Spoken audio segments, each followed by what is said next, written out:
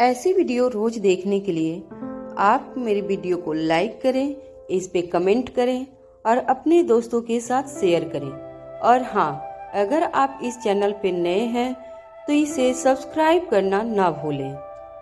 रोहित का security guard झाड़ियों के पीछे खड़े होकर रोहित के अगले कदम का इंतजार कर रहा था। उसकी नजरें लगातार रोहित पर बनी हुई थी।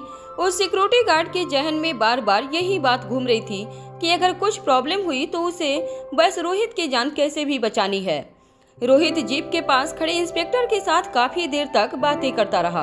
उसके बाद अचानक रोहित ने इंस्पेक्टर से हाथ मिलाया और इंस्पेक्टर ने रास्ते से जा रही एक टैक्सी को रोका और टैक्सी के ड्राइवर को कुछ इंस्ट्रक्शन देते हुए रोहित को कार में बैठने का इशारा किया।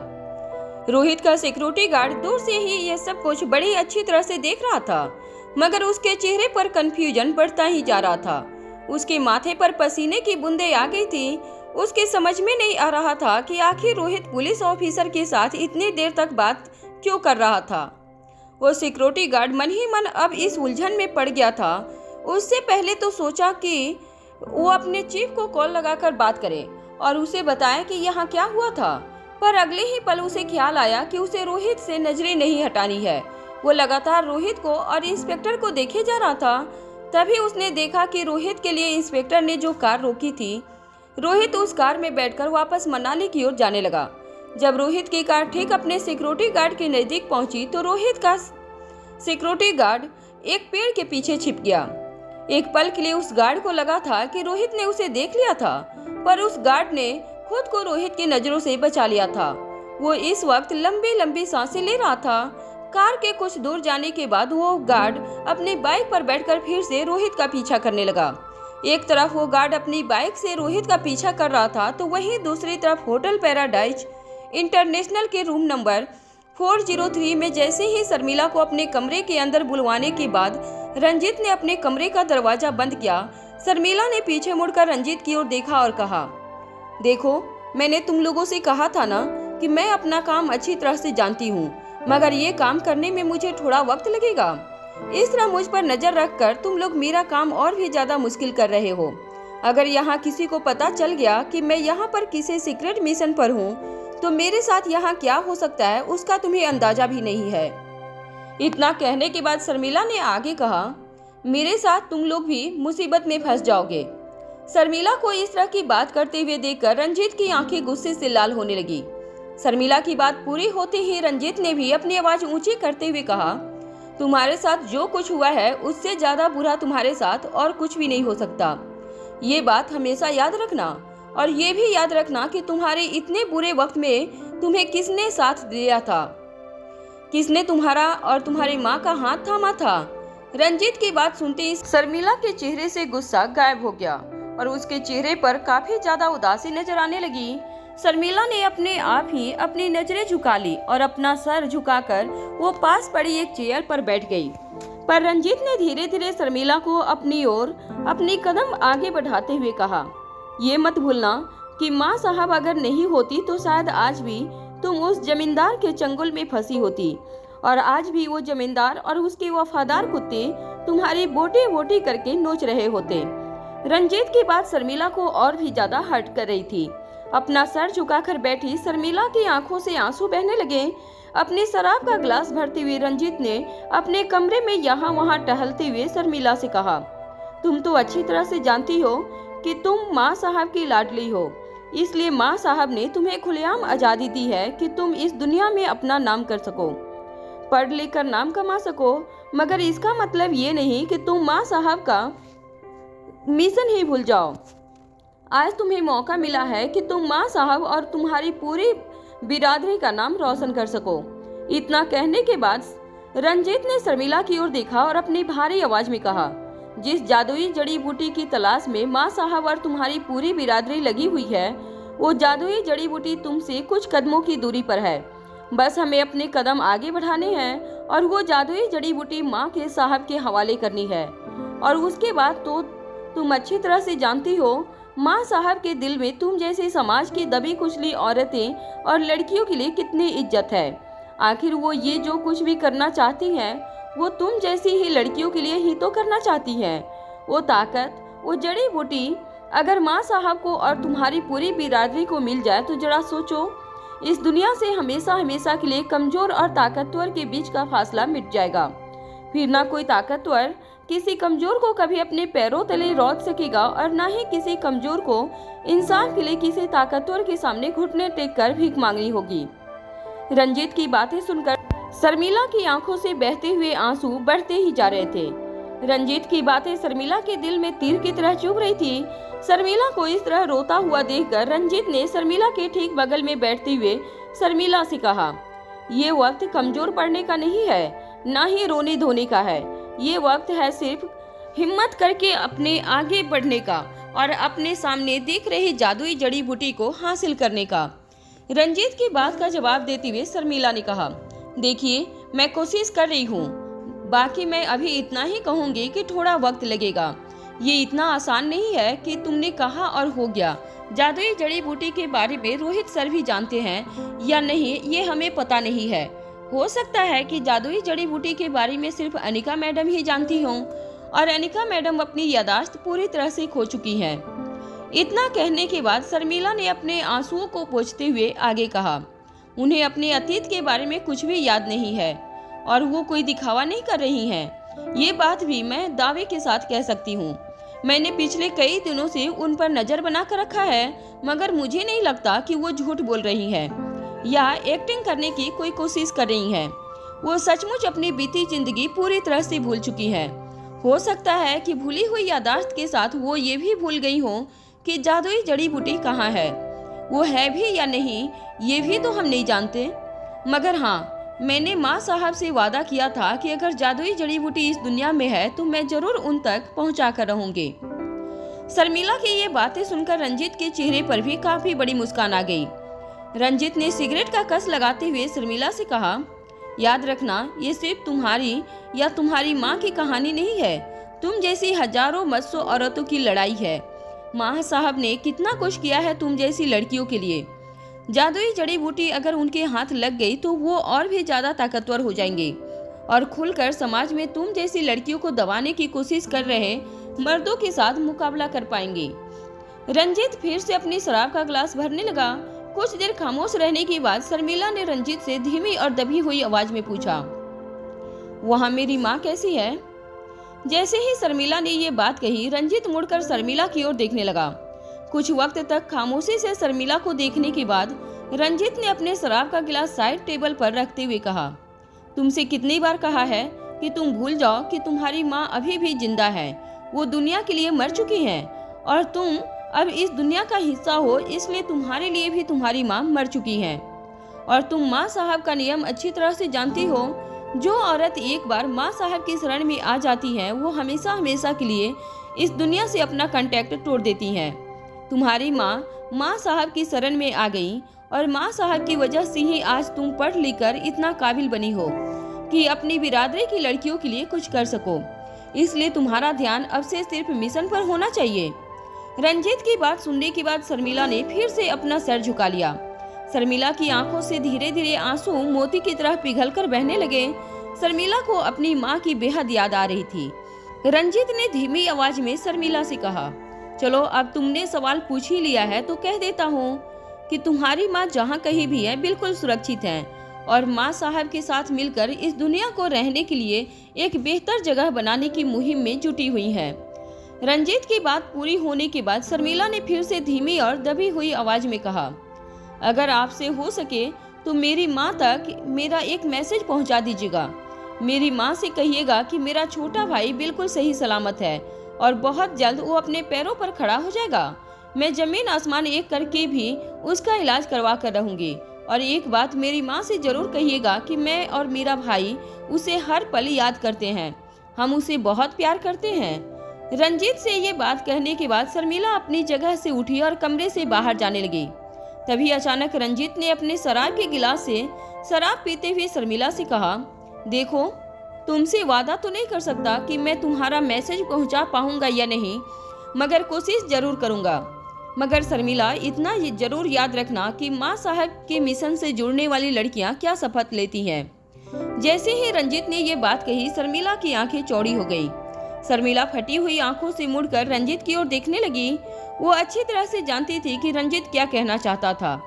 रंजीत शराब का ग्लास अपने हाथ में धीरे धीरे हिलाते हुए शर्मिला की ओर आगे बढ़ा और कुछ देर के लिए बस यूं ही शर्मिला को देखता रहा। शर्मिला ने अचानक अपनी नजरें झुका ली और हाँ में अपना सर हिला दिया। शर्मिला ने फिर धीमी और दबी हुई आवाज में रंजीत की बात का जवाब देते हुए कहा, मुझे अच्छी तरह से याद है कि माँ साहब का क्या नियम है। अगर उनके मिशन पर काम करते हुए अगर हम पकड़े गए तो हमें उसी वक्त बिना कुछ सोचे समझे अपनी जान दे देनी है, ताकि हमारे जरिए किसी भी तरह से कोई माँ साहब और माँ साहब की मिशन तक ना पहुँच सके। शर्मिला की ये बात सुनते ही रंजीत के चेहरे पर फिर से मुस्कान आ गई। वो फिर से खुश नजर आने लगा। उसने अपनी बात आगे बढ़ाते हुए कहा, बिल्कुल ठीक। देखो, मैं भी अच्छी तरह से जानता हूँ कि तुम्हारे सामने एक बहुत बड़ी जिंदगी पड़ी है। तुम अभी काफी कम उम्र की हो, खूबसूरत हो, जवानी की दहलीज पर कदम रख चुकी हो और मैं ये भी जानता हूँ कि तुम्हारे सामने एक बहुत ही उज्जवल भविष्य है। मगर इतना याद रखना, आज तुम्हारे पास जो कुछ भी है वो मिशन की बदौलत है। अगर तुम मिशन के कोई काम नहीं आ पाई तो तुम्हारी जिंदगी का कोई फायदा नहीं। कहीं ऐसा ना हो जाए कि ऊंचे खानदान के घर की बहू बनने के चक्कर में तुम तुम्हारे साथ हुए अत्याचारों को भूल जाओ। तुम्हारे साथ साथ तुम्हारी माँ के साथ जितनी भी औरतें माँ साहब के मिशन से जुड़ी हैं, उन सब पर कितने अत्याचार हुए हैं वो तुम अच्छी तरह से जानती हो। अपने उज्जवल भविष्य की उम्मीद में उन सभी औरतों का जुनून, उनका जज्बा बेच मत देना। शर्मिला भी अच्छी तरह से जानती थी कि रंजीत उसके और सनी के बीच बढ़ रही नजदीकियों के बारे में बात कर रहा था, मगर देखते ही देखते शर्मिला की आंखों में जुनून नजर आने लगा। शर्मिला की आंखें लाल होने लगी थी और शर्मिला बड़ी ही गुस्से से रंजीत की ओर देखकर कहने लगी, मुझे आज भी हर रात उस पेड़ पर लटकती हुई मेरे पिताजी की लाश दिखती है। मेरी माँ के साथ उन जानवरों ने क्या किया था, ये बात मैं कभी नहीं भूल सकती। मेरे जिस्म की एक एक खूंद की बूंद आज भी उन हैवान की हैवानियत की गवाही देती है और जब तक इस दुनिया में छुपे हैवानों का मैं खत्मा नहीं कर देती तब तक मैं चैन से नहीं बैठूंगी और न ही इस मिशन को कंप्रोमाइज होने दूंगी। जादुई जड़ी बूटी बहुत जल्द माँ साहब की हाथ में होगी। रंजीत की बातों ने शर्मिला के अंदर जुनून भर दिया था और शर्मिला की आंखों में कुछ भी कर गुजरने का जुनून दिखाई दे रहा था। शर्मिला के इस अंदाज को देखकर रंजीत को यकीन हो गया था कि उसका काम हो गया है। इसके बाद रंजीत ने शर्मिला को वहां से जाने का इशारा किया। जैसे ही शर्मिला रूम नंबर 403 से बाहर निकली, शर्मिला ने कमरे का दरवाजा बंद कर दिया और कॉरिडोर में यहाँ वहाँ देखा। शर्मिला को तब राहत महसूस हुई जब शर्मिला ने देखा कि पूरे कॉरिडोर में कोई नहीं था। ना ही वहाँ कोई स्टाफ नजर आ रहा था और ना ही कोई कस्टमर नजर आ रहे थे जिन्होंने शर्मिला को रूम नंबर 4043 से बाहर निकलती हुए देखा था। शर्मिला ने अंदर काफी आंसू बहाए थे, जिसकी वजह से शर्मिला की आंखों की काजल काफी हद तक बिखर गई थी। उसका चेहरा, उसकी आंखें भी लाल हो गई थी। साथ ही शर्मिला के बाल भी थोड़े बिखर गए थे। शर्मिला को जैसे ही इन सब का एहसास हुआ, वो पहले से ज्यादा चौकन्नी हो गई। शर्मिला ने अपने गालों से आंसू पोंछते हुए अपने मोबाइल फोन में अपना चेहरा चेक किया और जो काजल थोड़ी सी फैल गई थी उसे ठीक किया। साथ ही साथ जल्दी जल्दी शर्मिला ने अपने बाल भी ठीक किए। वो पहले की तरह बन गई। अपने आप को पूरी तरह से ठीक करने के बाद शर्मिला ने स्टेयरकेस से नीचे उतरना शुरू किया। शर्मिला को इस बात की तसल्ली थी कि किसी ने शर्मिला को रंजीत के रूम में आते जाते हुए नहीं देखा था, मगर शर्मिला नहीं जानती थी कि साई की तरह उसका पीछा कर रहे सनी ने सब कुछ देख लिया था। सनी अब शॉक्ड हो गया था और वो मन ही मन यही सोच रहा था कि आखिर शर्मिला इस रूम के अंदर क्यों गई थी, आखिर क्या काम हो सकता था उसे। सनी वही स्टेयरकेस के दरवाजे के पीछे खड़े होकर शर्मिला को सीढ़ियां उतरते हुए देख रहा था।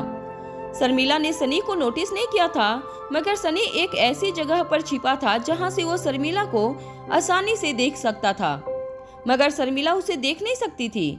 सनी काफी देर से शर्मिला के रूम नंबर 403 से बाहर निकलने का इंतजार कर रहा था। सनी की समझ में नहीं आ रहा था कि आखिर शर्मिला को रूम में इतना वक्त क्यों लगा था। लगभग पिछले आधे घंटे से सनी वही खड़ा शर्मिला के बाहर निकलने का इंतजार करता रहा। आधा घंटा बीत चुका था। उसके बाद शर्मिला कमरे से बाहर आई और अब इस तरह चोरी छिपे सबकी नजरें बचाते हुए वो नीचे जा रही थी। सनी बुरी तरह से चौंक गया था और उसके मन में अब एक के बाद एक सवाल आने लगे थे।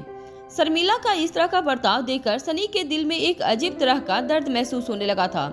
सनी ने ये सपने में भी नहीं सोचा था कि जो आज उसने अपनी आंखों के सामने देखा था। सनी को बहुत देर तक तो यकीन ही नहीं हुआ था कि शर्मिला इस तरह से रूम नंबर 403 के अंदर गई थी। पर जब आधे घंटे तक शर्मिला बाहर नहीं आई तो कहीं न कहीं सनी के मन में अजीब अजीब सवाल उठने लगे थे।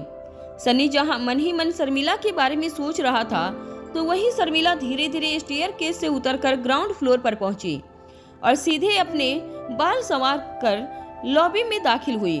सनी भी धीरे धीरे उसका पीछा करता हुआ स्टेयरकेस के जरिए ग्राउंड फ्लोर पर पहुंचा और लॉबी और स्टेयरकेस को जोड़ते हुए दरवाजे के गैप से शर्मिला को रिसेप्शन एरिया की ओर जाती हुए देखने लगा। सनी ने जब अपनी घड़ी में वक्त देखा तब उसे अंदाजा हुआ कि शर्मिला की शिफ्ट का टाइम पूरा हो चुका था। शर्मिला स्टाफ को अलर्ट करके चेंजिंग रूम में गई और कुछ देर बाद अपना यूनिफॉर्म बदलकर सादे जींस और टी शर्ट में बाहर आई। सनी अभी भी छुप छुप कर शर्मिला को देख रहा था। शर्मिला को सादे लिबास में देखकर भी सनी का दिल पिघल रहा था। उसके समझ में नहीं आ रहा था कि इतनी मासूम और हसीन चेहरे के पीछे कौन सा चेहरा छिपा हुआ था। शर्मिला की भोली भाली आंखों के पीछे क्या राज छिपे थे, ये सनी जानना चाहता था। इस तरह किसी क्लाइंट के कमरे के अंदर जाना और फिर आधे घंटे बाद इस तरह से बाहर आने का क्या मतलब हो सकता था, ये कहीं न कहीं सनी जानना चाहता था।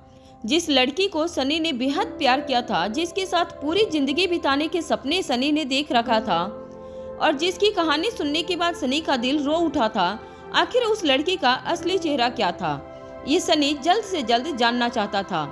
सनी को मन हुआ कि वो अभी के अभी शर्मिला के पास जाए और उससे पूछ ले कि आखिर उसका असली चेहरा क्या है, आखिर वो उस रूम के अंदर क्यों गई थी। पर तभी सनी को एहसास हुआ कि वो सारी बातें शर्मिला से किस हक से पूछेगा। उसका कोई हक नहीं बनता था। अगर उसने कहीं रूड होकर मैनेजर बनकर शर्मिला से ये सारे सवाल किए और अगर शर्मिला को बुरा लग गया और उसने नौकरी छोड़ दी तो इस ख्याल से सनी को कहीं न कहीं डरा दिया था। यही कारण था कि सनी के पांव अपने आप रुक गए। वहां प्रेसिडेंशियल स्वीट में रिया अभी भी अपने लैपटॉप स्क्रीन पर बड़े ध्यान से कुछ देख रही थी। रिया ने कभी इतनी तैयारी करके एग्जाम के लिए भी नहीं की थी जितनी वो इस वक्त करती हुई नजर आ रही थी। रिया बार बार अपने लैपटॉप स्क्रीन में कुछ देखकर अपनी एक छोटी सी रफ बुक में कुछ लिख रही थी। दोनों भाई रिया को इस तरह देखकर काफी हैरान थे। रिया ने दोनों भाइयों को धमकी दे दी थी कि वो रिया को किसी भी हालत में डिस्टर्ब न करें। आर्यन और एलेक्जेंडर अपनी बहन को प्रेसिडेंशियल स्वीट के प्राइवेट टेरेस गार्डन में खड़े होकर देख रहे थे। रिया बार बार कंप्यूटर स्क्रीन पर देखती और फिर अपने रफ बुक में कुछ नोट डाउन करती रहती थी। तभी आर्यन एलेक्जेंडर एक दूसरे को देखने लगे। दोनों के चेहरों से साफ पता चल रहा था कि वो अपनी बहन के लिए कितने परेशान थे। मन ही मन दोनों भाइयों को ये लगने लगा था कि उनकी बहन की मानसिक परिस्थिति कुछ ठीक नहीं है। कई सालों से रिया वर्चुअल गेमिंग की दुनिया में अपना दिन रात गुजारती थी और आज उस वर्चुअल गेमिंग की दुनिया की वजह से ही रिया वर्चुअल और रियल वर्ल्ड के बीच में फर्क महसूस करना भूल चुकी थी। आर्यन और एलेक्जेंडर ने आर्यन कुछ ज्यादा ही परेशान लग रहा था। एलेक्जेंडर ने अपने आप को रिया और आर्यन का बड़ा भाई मान लिया था। हालांकि तीनों का जन्म एक ही दिन एक ही साथ हुआ था, मगर एलेक्जेंडर ने अपने आप को ये रिस्पॉन्सिबिलिटी दी थी कि वो अपने छोटे भाई बहन का हमेशा ही ख्याल रखेगा। एलेक्जेंडर को गहरी सोच में डूबा हुआ देखकर आर्यन ने कहा, मुझे लगता है कि हमें रिया को बचाने के लिए कुछ करना होगा। एलेक्जेंडर ने अपने एक हाथ की मुट्ठी दूसरे हाथ पर मारते हुए कहा, मैं भी अच्छी तरह से जानता हूँ आर्यन, रिया को अगर जल्द से जल्द ये बताया नहीं गया कि वो जो कुछ भी सोच रही है, समझ रही है, वो सब कुछ गलत है, तो हो सकता है कि आने वाले दिनों में उसके दिमाग पर इन सारी बातों का काफी गहरा असर हो जाए। मैंने तो यहाँ तक भी सुना है कि ज्यादा मोबाइल गेमिंग खेलने वाले बच्चे कभी कभी अपनी गेमिंग के कैरेक्टर में और खुद में फर्क करना भूल जाते हैं। इतना कहने के बाद एलेक्जेंडर ने आगे कहा, उन्हें ऐसा लगने लगता है कि उनके गेम में जो कैरेक्टर है वो उनके लिए खेलता है और वो खुद ही वो कैरेक्टर है। अभी कुछ दिन पहले एक बहुत ही खतरनाक वर्चुअल मोबाइल गेम निकली थी जिसमें कई बच्चों ने सुसाइड कर लिया था। ऐसी गेम अक्सर बच्चों के दिमाग पर अपना कब्जा कर लेती है और बच्चे कुछ दिनों के खेल के बाद ये समझने लगते हैं कि उनकी गेमिंग की दुनिया ही उनकी असली दुनिया है। ये बाहर की दुनिया तो सिर्फ एक सपने की तरह है। ये गेम खिलाने वाले कभी कभी इतने खतरनाक होते हैं कि वो बच्चे उनको ये सोचने पर मजबूर कर देते हैं कि जिस दिन वो अपने आप को खत्म कर देंगे उस दिन वो मोबाइल की वर्चुअल गेमिंग की दुनिया के अंदर हमेशा हमेशा के लिए प्रवेश कर लेंगे। जहां उनकी ये जिंदगी खत्म होगी वहीं से उनकी असली वर्चुअल गेमिंग की दुनिया शुरू होगी। आर्यन भी ऐसे किस्से के बारे में अच्छी तरह से जानता था।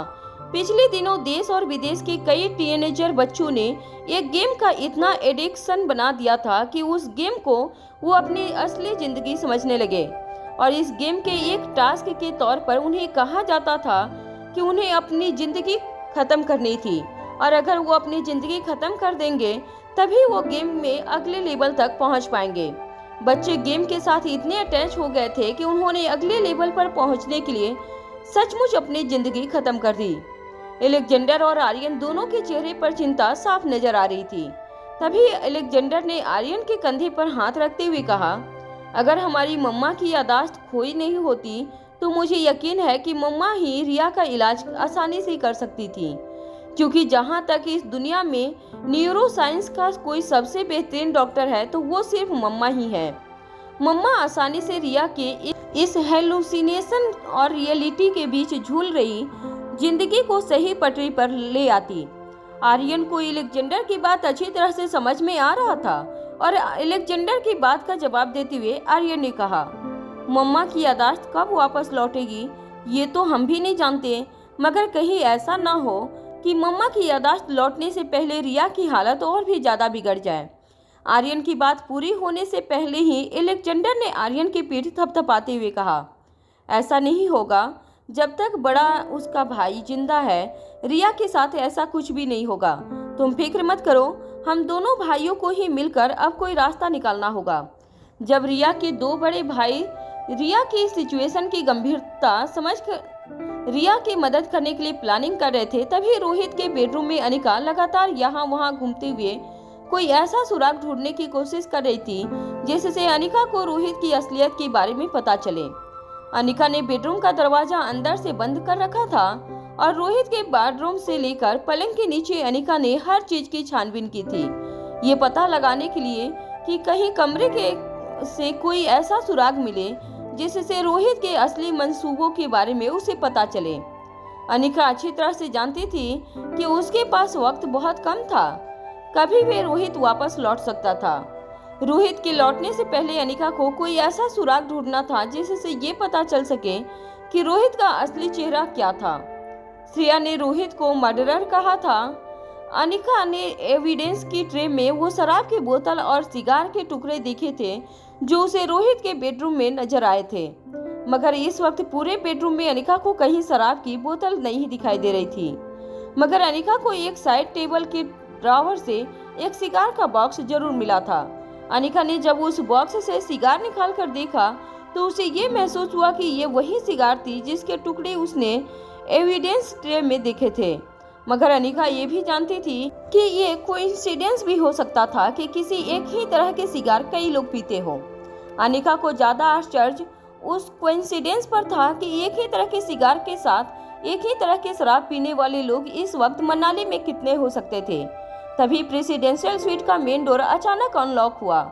टेरेस गार्डन में बैठे एलेक्जेंडर और आर्यन की नजर कमरे में आए उनके डैड पर पड़ी।